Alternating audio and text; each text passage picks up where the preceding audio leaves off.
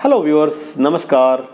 मेरा नाम है डॉक्टर श्रीधर और मैं पिछले 46 ईयर से आयुर्वेद पद्धति के द्वारा सेक्सुअल प्रॉब्लम से रिलेटेड पेशेंट्स का बहुत ही सफलतापूर्वक तथा बिना किसी साइड इफेक्ट के ट्रीटमेंट करता आ रहा हूँ।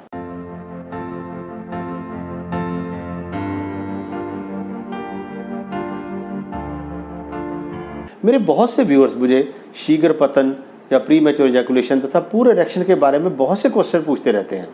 तो आज हम बात करेंगे प्री मैच्योर इजैकुलेशन यानी शीघ्र पतन के बारे में।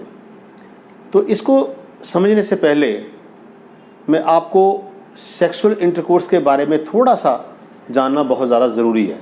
सेक्सुअल इंटरकोर्स के मेनली 3 फेजेस होते हैं। Number 1 excitement phase, number 2 plateau phase, number 3 orgasm and ejaculation phase. हमारी 5 इंद्रियां हैं, touch, taste, hear, smell, seeing. जब हम अपने पार्टनर को टच करते हैं, टेस्ट करते हैं, स्मेल करते हैं, देखते हैं, सुनते हैं, तो हमारी 5 इंद्रियां जो है वो उत्तेजित होती हैं और हमारे ब्रेन के अंदर एक हार्मोनल थ्रिल पैदा होती है जिसे हम जोश भी कह सकते हैं। ये हार्मोनल थ्रिल हमारे ब्रेन से हमारी स्पाइनल कॉर्ड यानी पीठ से होती हुई हमारे लिंग तक पहुंचती है और लिंग में तनाव आना शुरू हो जाता है। इसे कहते हैं एक्साइटमेंट फेज। इसके बाद हम अपनी इंद्रियों को बारी बारी से स्टिमुलेट करते हैं, उत्तेजित करते हैं या तृप्त करते हैं, तो वैसे वैसे एक्साइटमेंट जो है बढ़ती जाती है। जैसे जैसे एक्साइटमेंट बढ़ती जाती है वैसे वैसे जो लिंग का तनाव है वो भी बढ़ता जाता है। तो इसको कहते हैं फोर प्ले या प्लेट्यू फेस। जब ये प्लेट्यू फेस या फोर प्ले अपनी चरम सीमा तक पहुंच जाता है, पीक तक पहुंच जाता है, तो फिर शुरू होता है पेनिट्रेशन का फेस। पेनिट्रेशन में जो मेल है वो अपना ऑर्गन फीमेल की वजाइना के अंदर पेनिट्रेट करता है या इंसर्ट करता है। तो इस समय से शुरू होकर जब तक मेल पर्सन जो है वो इजैकुलेट नहीं होता, उस फेस, इस टाइम को हम कहते हैं intra vaginal ejaculatory latency period, IELT. यानी वो टाइम जब से मेल पर्सन का जो लिंग है वो औरत की वजाइना के अंदर गया और उसके बाद जब तक वो इजैकुलेट नहीं हुआ, तो इस सारे पीरियड को इंट्रावजाइनल लेटेंसी पीरियड कहा जाता है। और ये इंट्रावजाइनल लेटेंसी पीरियड जो है ये एज के मुताबिक बढ़ता कम होता रहता है, मगर जो मैक्सिमम इंट्रावजाइनल लेटेंसी पीरियड है वो 6.5 मिनट है। आप अच्छी तरह से नोट कर लें, इट इज़ एवरेज 6.5 मिनट्स। बहुत से पेशेंट्स हमारे पास आके बोलते हैं कि हमारा जो टाइमिंग है वो तो 10-15 मिनट से वैसे ही बहुत ज़्यादा है, अब इससे भी ज़्यादा बढ़ाना चाहते हैं। तो मैं आपको यहाँ बता दूँ कि जो इजैकुलेशन से रिलेटेड डिसीज़ या डिसऑर्डर हैं वो 4 हैं। पहला है अर्ली इजैकुलेशन, जिसे हम प्री मैच्योर इजैकुलेशन बोलते हैं। दूसरा है इम्पेयर्ड इजैकुलेशन या इम्पेयर्ड ऑर्गेज्म। तीसरा है डिलेड ऑर्गेज्म और डिलेड इजैकुलेशन। और चौथा है एब्सेंट ऑर्गेज्म और एब्सेंट इजैकुलेशन। अगर किसी पेशेंट का जो लिंग है वो 2-3 मिनट के अंदर डिस्चार्ज होता है तो उसे हम अर्ली इजैकुलेशन बोलते हैं। अगर वो 6 मिनट से पहले हो जाता है तो उसको प्री मैच्योर इजैकुलेशन बोलते हैं। मगर अगर वो पीरियड जो है 10 मिनट से ऊपर चला जाता है तो उसे हम इम्पेयर्ड इजैकुलेशन बोलते हैं। और अगर ये 20 मिनट से ऊपर चला जाता है तो उसे हम डिलेड ऑर्गेज्म या डिलेड इजैकुलेशन बोलते हैं। अगर ये पीरियड आधे घंटे से भी ऊपर चला जाता है तो उसे हम एब्सेंट इजैकुलेशन बोलते हैं।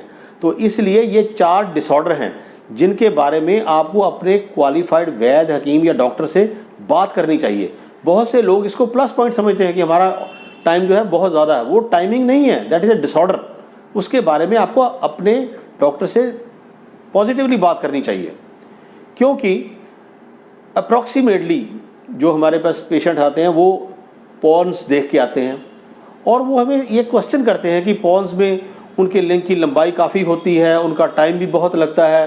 तो मैं आपको ये क्लियर कर दूं, शायद आपको इसके बारे में पहले नॉलेज नहीं होगा, कि जब भी ये पॉर्न्स बनती हैं तो जो मेल पार्टनर होता है उसके लिंग के बेस पर एक इंजेक्शन दिया जाता है जिससे उसका जो लिंग है वो 6 से 8 घंटे तक बिल्कुल इरेक्ट रहता है और उसके साइज़ में भी काफ़ी ज़्यादा बढ़ोतरी हो जाती है या काफ़ी ज़्यादा इंक्रीमेंट हो जाता है।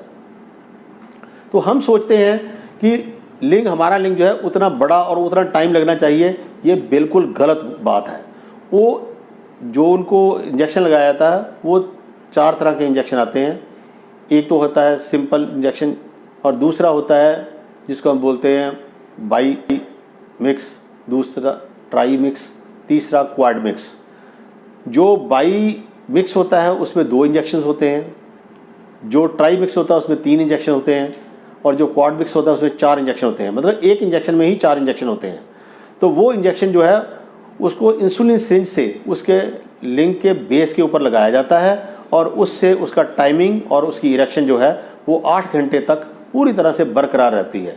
इसलिए आप पॉन्स मूवी को देखकर अपने लिंग को बढ़ाने की या अपने टाइम को बढ़ाने की बिल्कुल कोशिश मत करिए। They people are under the effect of medicines, वो फार्माकोलॉजिकल इफेक्ट के अंडर होते हैं, जिससे उनका लिंग का साइज़ और उनका जो टाइमिंग है वो इंक्रीज़ होता है। उसके बाद आता है कि इसके क्या क्या कारण हैं। तो जो प्री मैच्योर इजैकुलेशन है, इसके कारणों में सबसे बड़ा कारण है एंग्जाइटी। दूसरा है सेक्सुअल इनएक्सपीरियंस, पेशेंट को सेक्स के बारे में पूरा नॉलेज ही नहीं है। तीसरा है deterioration of relationship between the partners, partners के आपस में रिलेशन अच्छे नहीं हैं। चौथा है विक्टिमाइज्ड बाय द पार्टनर, बहुत से पार्टनर जो होते हैं वो अब फीमेल पार्टनर अपने मेल पार्टनर को कोऑपरेट नहीं करते, जिससे उनको प्री मैच्योर इजैकुलेशन और पूरे इरेक्शन दोनों चीज़ें हो जाती हैं। और पांचवा है परफॉर्मेंस अंडर स्ट्रेस, जब भी आप परफॉर्म करने के लिए जाते हो तो आप अपने मन में ये धारणा बना के जाते हो कि आज मैंने टाइमिंग बहुत इंक्रीज़ करनी है, मैंने इरेक्शन बहुत इंक्रीज़ करनी है, एंड अगेन यू फेल। तो इसलिए जो परफॉर्मेंस अंडर स्ट्रेस होती है उसमें प्री मैच्योर इजैकुलेशन जो है वो पक्की है। उसके बाद आता है इसके कौन कौन से शारीरिक कारण हैं। शारीरिक कारणों में आता है हार्मोनल इम्बैलेंसमेंट, जो आपके सेक्स हार्मोन्स हैं या आपके जो मेटाबॉलिक प्रोफाइल्स हैं वो अगर एबनॉर्मल हैं, कम हैं, या उनकी रेशो ठीक नहीं है, तब भी आपको प्री मैच्योर इजैकुलेशन हो सकती है। उसके बाद आता है कुछ एक डिसीजेस, जैसे uncontrolled diabetes, hypertension, multiple sclerosis, Parkinson, obesity, कोई पेल्विक सर्जरी आ गई। इसके अलावा सक्रोटल और inguinal hernial repair, radiation, prostatectomy, प्रोस्टाइटिस, कुछ एक बीमारियां जो लॉन्ग स्टैंडिंग बीमारियां हैं जिनमें आपका जो सेक्सुअल इम्पैक्ट है वो तो कम नहीं होता, सेक्सुअल पोटेंशियल तो आपका बिल्कुल ठीक रहता है, मगर इनएबिलिटी टू परफॉर्म की वजह से आप प्री मैच्योर इजैकुलेशन के शिकार बन जाते हैं। तो इसलिए ये बीमारियां जिनमें सेक्सुअली ट्रांसमिटेड डिसीज़ भी आती हैं, कुछ एक लोकल पैथोलॉजीज भी हैं जैसे फाइमोसिस वगैरह। तो नेक्स्ट आता है ड्रग्स। ड्रग्स में आता है alcohol, tobacco, smoking, cocaine, marijuana, recreational drugs, heroin.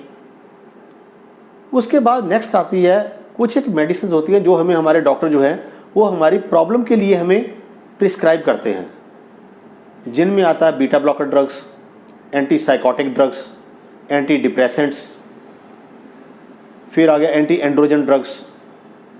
उसके अलावा कीटाकिनाजोल, मेटाक्लोप्रामाइड, जो हम आमतौर पे गैस की गोली के साथ इस्तेमाल करते हैं।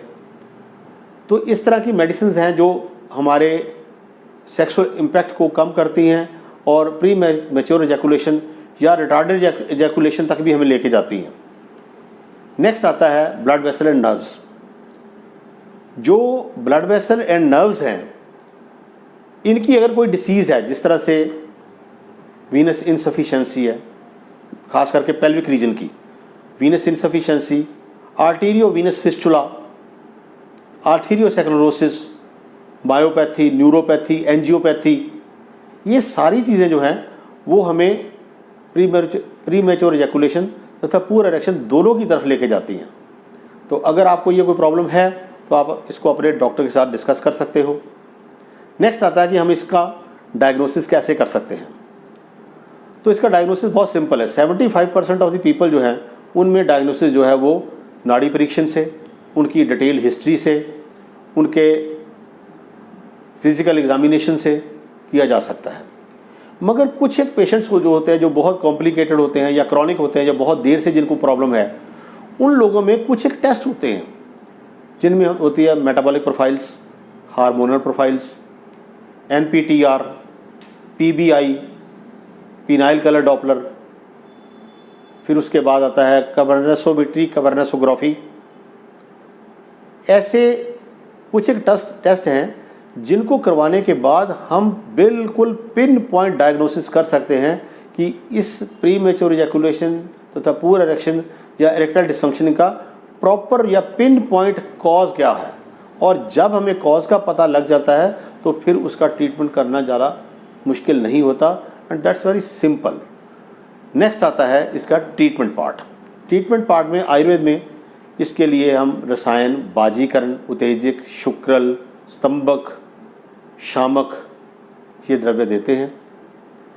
इन द्रव्यों में जो मेन है वो है सफ़ेद मूसली, शतावर, अश्वगंधा, कौंच बीज, कोठ, जायफल, जवित्री, अकरकारा, ताल मखाना, मखाना, मुश्कदाना, जौ, इंद्रजौ, सोना पाठा, शिलाजीत, केसर, कुछ एक भस्में।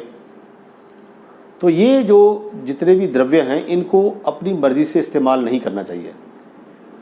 आपको अपने क्वालिफाइड वैद्य या डॉक्टर या हकीम से अपने तकलीफ़ के बारे में पूरी डिटेल्स में बात करने के बाद इन द्रव्यों का चयन आपके गुण, दोष, धातु तथा प्रकृति के अनुसार किया जा सकता है। और वो द्रव्यों को एक द्रव्य को देना है या द्रव्यों का मिश्रण देना है, ये भी आपका जो वैद्य या हकीम है वो डिसाइड करता है। और उसको किस अनुपान के साथ देना है, यानी कि किस चीज़ के साथ आपने उसका प्रयोग करना है और किस मौसम में या किस ऋतु में उसका यूज़ करना है, ये भी आपको आपका वैद्य, हकीम या डॉक्टर जो है वो ज़रूर बताता है। मुझे आशा है कि ये वीडियो मेरा आपको बहुत अच्छा लगा होगा। अगर अच्छा लगा है तो इसे लाइक कीजिए, शेयर कीजिए और इसे सब्सक्राइब कीजिए ताकि मेरे आने वाले नॉलेजेबल वीडियो आपको आसानी से मिल सके। नमस्कार, जय हिंद, जय भारत, सर्वे संतु निरामय।